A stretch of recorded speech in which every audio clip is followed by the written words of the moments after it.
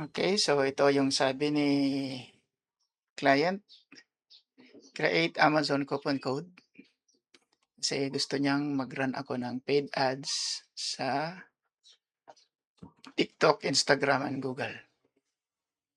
Pero para may mailagay akong coupon code doon sa mga ads, papagawa muna siya ng coupon code. So naisip ko na i-record para meron tayong sample. Punta ako sa Seller Central. Sa mga dati ng followers and students, meron tayong dalawang Seller Central. New Seller Central. Ganito ang itsura.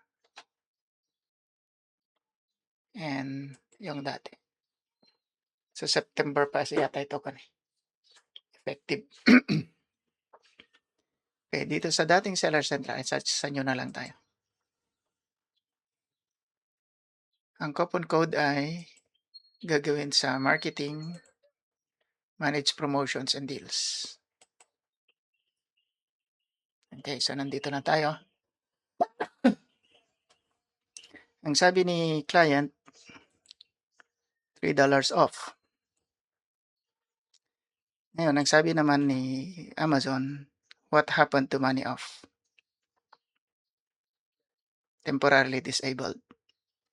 So, hindi natin magagawa yung gusto ni client na $3 off kasi ang money off ay temporarily disabled. Pero para hindi sayang ang demo, let's say, percentage off na lang ito. 15% percentage off. So, dito tayo sa percentage off. So, click natin ang create. Okay, balik tayo sa instruction. Minimum purchase is 0, no minimum. Expiration is 60 days. Expiration ng coupon code. Maximum redemption is unlimited. And meron siyang sinabi dito eh. Ito pala. Ang coupon code na gagamitin natin ay shower 3. Okay. So, ipapakita ko lang kung paano gagawin pero hindi ko isi-save. Kasi yung gusto niya is $3 off. Pero dahil walang $3 off, percentage off muna ang papakita. So, ang audience natin ay all customers. Buyer purchases at least 1. Kasi para maka-discount siya kahit sa 1. Then, purchase items, select 1. Entire catalog ang lalagay ko para lahat ng binebenta namin. Then, wala tayong i-exclude na product. Then, dito na yung buyer gets 5 ang naka-default. Lagyan natin ng 15% off. Kasi kung halimbawa, nasa $18, $19 yung product namin, sabi dito is $3 off sana yung ilalagay. Parang pareho na rin pag 15%. Now, so applies to purchase items. Set your budget. Maglagay tayo ng, okay, 1,000. Then, buyer purchases at least 1. Buyer gets 15%. Yan.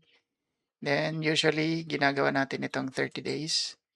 So, kung nag-start tayo ng August 2, September 2, or hanggang August 31 na lang. Okay. Ngayon, ang sabi ni client, maggagamit tayo ng coupon code kasi para ito yung ibibigay natin doon sa ads natin. So, shower 3, lagay natin dito. Shower 3.